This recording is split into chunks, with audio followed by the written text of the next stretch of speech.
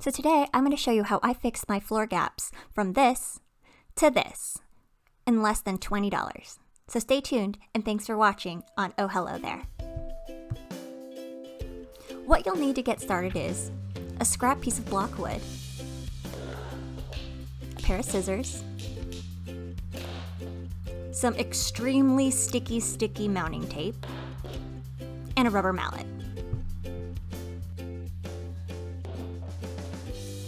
Step 1.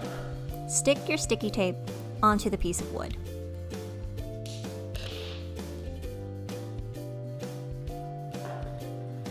Make sure you firmly apply it.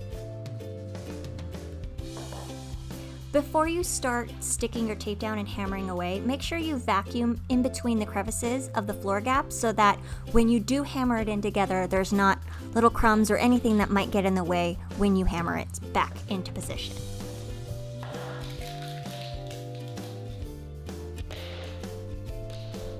Place the block of wood, sticky side tape down, and firmly press it. I stepped on it to make sure it had a firm grasp. And then just grasp it and hammer it until you close that gap. This took a bit for me.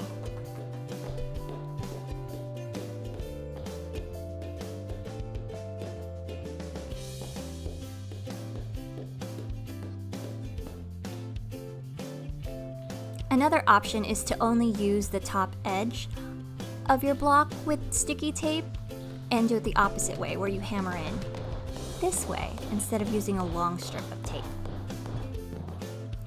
Some say to wipe your floors clean before you do this, but I found it easier to not do that because then it's easier to take the tape off afterwards. Just a tip. Thanks again for watching, and don't forget to hit subscribe and to check out these other videos that I have.